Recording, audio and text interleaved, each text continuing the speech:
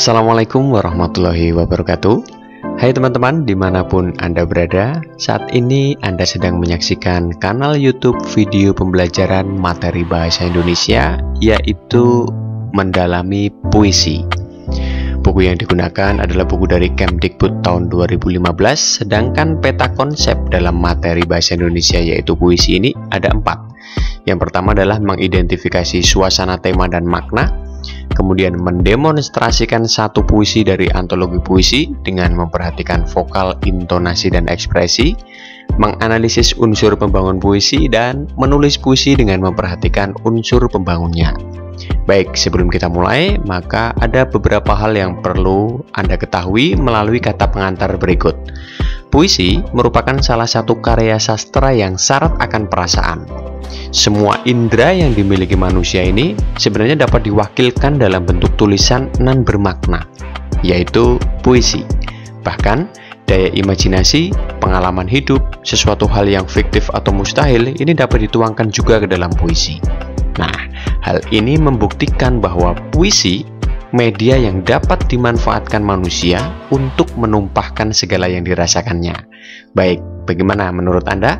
Untuk mendapatkan informasi secara menyeluruh, simak video pembelajaran ini dengan saksama. Baik, kita mulai dari subbab yang pertama, yaitu A. Mengidentifikasi komponen penting, yaitu suasana, tema, dan makna dalam sebuah puisi. Ada 3 topik yang akan kita bicarakan. Yang pertama adalah menentukan suasana dalam puisi. Teman-teman, suasana merupakan salah satu unsur latar yang terdapat dalam puisi.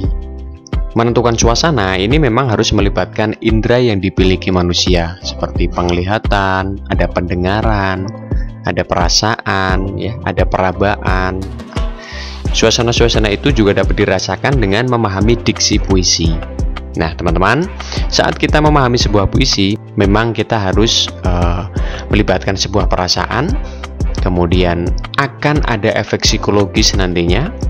Nah, berupa senang, pilu, semangat, ya. Nah, itu adalah beberapa efek yang memang diakibatkan karena membacanya, mendengarnya, dan menghayati pula diksi-diksi dalam sebuah puisi. Seperti contoh, ada satu puisi dengan judul Aku Ingin, ya, buah karya Sapardi Djoko Damono. Aku ingin mencintaimu dengan sederhana, dengan kata yang tak sempat diucapkan, kayu kepada api yang menjadikannya abu. Aku ingin mencintaimu dengan sederhana, dengan isyarat yang tak sempat disampaikan, awan kepada hujan yang menjadikannya tiada. Nah, kalau kita akan mencoba menentukan suasana apa yang tergambarkan dalam puisi tersebut, maka kita dapat dengan mudah ya untuk menentukannya. Yang pertama adalah tentu romantis, karena ada diksi mencintaimu dengan sederhana. Nah, ini maknanya sungguh romantis begitu. Kemudian suasana juga karena setiap orang punya interpretasi atau tafsiran sendiri-sendiri, maka bisa juga bersuasana kerelaan berkorban demi cinta, ya. Ya, ini berkorban demi cinta. Ya, seperti diksi kayu, api menjadi abu. Nah, ini seperti ada pengorbanan. Kemudian ada awan, hujan, dan tiada. Nah, ini memang menggambarkan suasana-suasana berkorban demi cinta. Oke, ada tugas yang menyertai teman-teman bahwa teman-teman harus membaca satu sajak ya dari W.S. Rendra berjudul Sajak Anak Muda. Ya, silahkan dibaca dan dipahami. Kemudian silahkan tentukan kira-kira larik yang mendukung suasana itu apa. Di sini sudah dicontohkan yaitu resah ya. Apakah kita tidak dimaksud untuk mengerti itu semua? Apakah kita hanya dipersiapkan untuk menjadi alat saja? Nah, ini suasana yang tergambar adalah resah. Saya contohkan juga ada suasana kekeliruan, ya. Ya, keliru begitu, ada ketidakbenaran di sini, yaitu dasar pendidikan kita adalah kepatuhan, bukan pertukaran pikiran. Ilmu sekolah adalah ilmu hafalan dan bukan ilmu latihan menguraikan. Ya, di sini makna dari diksi ini ya menurut Rendra ini adanya ketidakbenaran dalam mengenyam pendidikan. Kemudian untuk yang lain silahkan dicari dan dipahami ya untuk mendapatkan suasana-suasana yang lain, kemudian juga tunjukkan larik-larik yang mendukung suasana itu. Yang kedua adalah menentukan tema dalam puisi. Teman-teman memahami puisi dengan penuh penghayatan, ya baik itu dibuat, dibaca, atau didengar, ini tentunya harus didasari pada tema puisi tersebut. Jika membuat puisi, ini memang harus membutuhkan tema untuk mendasarinya. Jika membaca puisi, maka harus mempersiapkan aspek verbal dan non-verbalnya. Agar apa? Agar tema nanti tersampaikan. Kemudian, jika mendengarkan puisi, memang harus melibatkan semua indera yang dimiliki agar tema juga dapat diterima. Nah, kita hadirkan lagi puisi berjudul Aku Ingin, buah karya Sapardi Djoko Damono. Kalau kita ingin mencari temanya, maka tema yang tergambar dalam puisi tersebut yaitu cinta. Karena apa? Karena ada pengulangan diksi ya. Aku ingin mencintaimu dengan sederhana. Nah, mudah saja, berarti ini temanya adalah cinta. Nah, jadi bisa digunakan strategi tersebut, yaitu diksi-diksi yang dominan. Ya, ini bisa mengantarkan pada satu kejelasan tema. Ada pula puisi yang kedua, yaitu Sajak Anak Muda. Ya, nah di sini memang lumayan banyak ya larik-larik dan baitnya. Kemudian jika kita baca dan dipahami, maka tentu tema yang tergambar yaitu pendidikan. Karena apa? Karena diksinya berkategori seperti sarjana, sekolah, ujian. Nah, ini memang mengerucut pada satu tema, yaitu pendidikan. Kemudian ada pula tugas teman-teman, yaitu membaca puisi dan menentukan temanya. Ada puisi dari Khairil Anwar dengan judul Doa dan Telah Kau Robek Kain Biru Pada Bendera Itu, karya Aming Aminuddin. Nah, silakan dibaca dan dipahami, tentukan temanya. Ya, di sini sudah ada pancingan alasan. Itu penggunaan kata Tuhanku, menyebut namamu. Nah, kira-kira temanya apa? Kemudian ada frasa Hotel Yamato, perobekan warna biru, dan lain-lain. Nah, ini mengerucut pada satu tema apa? Ya, nanti silahkan dicari dan dipahami sendiri. Kita masuk ke topik yang ketiga, yaitu menemukan makna puisi. Teman-teman, suasana dan tema yang telah diketahui ya tadi ya di subtopik yang tadi, bahwa ini memudahkan pembaca dan pendengar dalam menemukan makna puisi. Sebenarnya sudah ada modal suasana dan tema. Nah, puisi ini dapat dimaknai berbeda-beda oleh tiap penikmatnya. Artinya memang relatif, punya interpretasi sendiri-sendiri. Hal itu sah saja karena memang tiap penikmat mempunyai daya interpretasi berbeda-beda. Namun secara umum puisi dapat dicari amanatnya dari diksi, ya, suasana dan temanya. Ya, di sini ada contoh nih, makna dari larik puisi. Dasar pendidikan kita adalah kepatuhan, bukan pertukaran pikiran. Ilmu sekolah adalah ilmu hafalan dan bukan ilmu latihan menguraikan. Maknanya adalah pendidikan di Indonesia ini memang lebih ditujukan pada hafalan teori, bukan pemahaman atau suatu konsep, bukan penguasaan konsep dan keterampilan. Ya, jadi secara singkat memang teori dan praktik tidak seimbang dalam sistem pendidikan di Indonesia. Nah, ini ditangkap, direkam oleh penulis ya untuk menggambarkan kegelisahannya mengenai pendidikan di Indonesia. Ya, ada pula lirik puisi yang kedua, yaitu seseorang berhak diberi ijazah dokter, dianggap sebagai orang terpelajar tanpa diuji pengetahuannya akan keadilan, bla bla bla. Nah, ini artinya adalah memang seseorang ini lulusan dokter ini memang bisa mendiagnosa, tetapi ada hal yang perlu dipahami selain itu, yaitu kepedulian pada realita-realita yang ada. Jadi penulis atau penyair memang menerjemahkan sebagai dokter hanya bisa mendiagnosa tanpa mempedulikan pada realita. Nah, itu adalah kegelisahan dari puisi, pembuat puisi tersebut. Berikutnya, mahasiswa ilmu hukum dianggap sebagai bendera-bendera upacara, sementara hukum dikhianati berulang kali, bla bla bla. Ya, artinya memang ketegasan dalam menentukan peraturan ini dibutuhkan. Ya, tegas dalam sesuatu hal, termasuk dalam menentukan sebuah peraturan.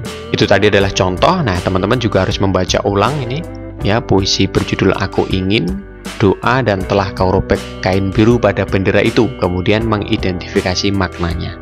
Di sini saya contohkan ada satu puisi yang berjudul Doa, ya. Liriknya ini biar susah sungguh mengingat kau penuh seluruh.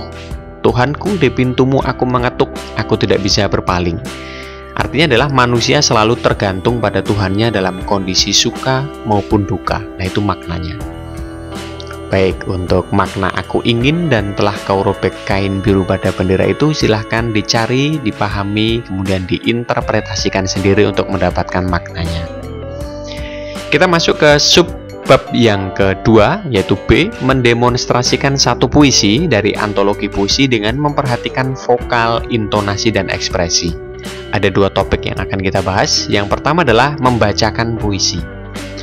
Teman-teman, puisi yang dibacakan ini berarti menampilkan versi audio visualnya. Audio berarti suara yang kita keluarkan, visual tentu fisik kita, ya, yang ditangkap oleh indera penglihatan dari para pendengar atau penikmat puisi.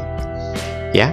Kemudian modal utama membacakan puisi tentu menguasai aspek verbal, kebahasaannya ya, dan nonverbal atau di luar kebahasaan. Ya. Nah, di sini ada beberapa tingkatan yang perlu Anda pahami, bahwa yang pertama adalah memahami rima dan irama. Saat membacakan puisi memang kita harus memperhatikan turun naik lagu yang beraturan tentunya. Ya, seperti dinamiknya, yaitu penekanan kata yang dianggap penting. Atau temponya barangkali, cepat lambat pengucapan suku kata atau kata. Kemudian saat membacakan puisi kita juga harus memahami artikulasi. A, I, U, E, O ya. Kejelasan suara dalam mengucapkan vokal dan konsonan itu juga penting. Ya. Kemudian kita juga harus memahami ekspresi, yaitu kemampuan memperlihatkan mimik wajah dari sedih menuju senang. Ada transisi memang. Ya. Nah, itu memang harus dipahami. Kemudian pernapasan ya, tidak boleh terlalu terengah-engah, artinya memang harus latihan terlebih dahulu. Yang terakhir tentu penampilan, yaitu menentukan sikapnya agar tidak demam panggung. Untuk bagian rima, irama, artikulasi, dan ekspresi, agar lancar dan tidak terkendala, maka memang harus memahami teknik khusus, yaitu penjedaan. Ya, karena teknik jeda ini akan mempengaruhi rima, irama, artikulasi, ekspresi, artinya menjadi satu alternatif ya. Nah, karena di teknik penjedaan ada dua, yang pertama adalah jeda pendek dan yang kedua jeda panjang. Jeda pendek untuk klausa, jeda panjang untuk akhir klausa. Ya, ini saya contohkan di sini. Ribuan orang bergerak sepanjang jalan. Nah, kalau kita pakai teknik penjedaan maka akan berbeda. Ribuan orang bergerak sepanjang jalan, berteriak menuju Hotel Yamato, tengah kota. Kibar bendera merah putih biru itu menggemuruhkan gelagak antipati pada hati, tanpa henti, tanpa kompromi. Nah, ini adalah teknik penjedaan. Jadi nanti kita bisa mengatur rima irama, kita juga bisa mengatur artikulasi, serta kita juga melibatkan ekspresi yang tepat pada bait-bait tertentu atau diksi-diksi tertentu. Nah, itu adalah teknik-teknik dalam membacakan puisi. Ya, seperti pada contoh Sajak Matahari karya W.S. Rendra. Nah, ini juga diberikan atau dibubuhkan tanda jeda. Ya, teman-teman bisa baca, pahami, kemudian hayati, bisa didemonstrasikan ya. Nah, tanda jeda ini memudahkan dalam mengatur artikulasi rima ekspresi. Kemudian tanda jeda juga dapat membantu olah pernapasan. Teknik ini dapat membuat menampil lebih hidup. Tidak semua lirik puisi memang dapat diberikan jeda. Jadi ada beberapa yang bisa, ada yang tidak bisa. Nah, teman-teman baca karya Zamawi Imron ya, berjudul Ibu. Nah, ini teman-teman juga harus membubuhi tanda jeda ya, untuk menjadikan puisi, pembacaan puisi menjadi lebih hidup ya. Nah, teman-teman, di sini sudah saya contohkan 3 di awal. Ya, di sini tidak ada tanda jeda pendek, adanya jeda panjang. Kalau aku merantau, lalu datang musim kemarau, sumur-sumur kering, bla bla bla. Nah, silahkan nanti teman-teman teruskan sendiri, karena memang ada instrumen penilaiannya, ya berupa vokal, ekspresi, intonasi. Nah, untuk mendapatkan rentang nilai tentu sangat bagus, maka teman-teman harus memberikan tanda jeda terlebih dahulu. Kemudian berlatih, kemudian libatkan vokal, ekspresi, dan intonasinya. Berikutnya, memusikalisasikan puisi. Ya, dengan kata lain bisa disebut sebagai berdeklamasi, yaitu memudahkan pendengar memahami makna puisi tentunya. Puisi kalau dideklamasikan, maka pendengar ini akan mudah memahami.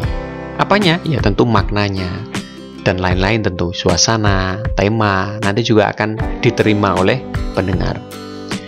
Kemudian berdeklamasi ini juga memanfaatkan alat musik dan sebenarnya tidak perlu lengkap juga ya dalam memusikalisasikan puisi. Nah, jadi alat musik ini menjadi satu alternatif, satu pelengkap juga ya, agar tema, suasana, dan lain-lain ini juga dapat diterima oleh pendengar. Tidak perlu lengkap, boleh gitar saja, akustik ya, boleh seruling barangkali ya, atau musik-musik etnik ya. Nah, yang tentu mencerminkan puisi tersebut. Kemudian musik sebagai latar ini harus mempertahankan makna, suasana, dan tema. Jangan sampai berdeklamasi keliru dalam pemilihan musik. Nah, ini akibatnya cukup fatal.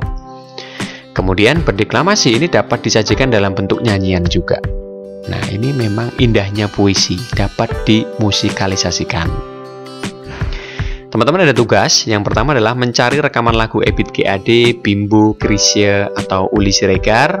Kemudian teman-teman nanti akan mengidentifikasi ya, komentarnya seperti apa, ya, judul lagu, penulis, penyanyinya. Nanti itu adalah salah satu cara mengidentifikasi beberapa puisi yang memang telah dimusikalisasikan. Contoh di sini ada penyanyinya Chrisye, penulis puisinya Taufik Ismail dengan judul lagu Ketika Kaki dan Tangan Berkata. Nah, ini komentarnya. Ya, silahkan nanti dibaca dan dipahami. Ya, di sini saya contohkan ada Bimbo, penulisnya Taufik Ismail, Jaka PHK, judul lagunya adalah Sajadah Panjang. Nah, silahkan komentar Anda setelah memahami, ya, mendengarkan, menghayati musikalisasi puisi tersebut, nanti komentarnya seperti apa. Termasuk Ebit GAD dengan judul lagu Berita Kepada Kawan.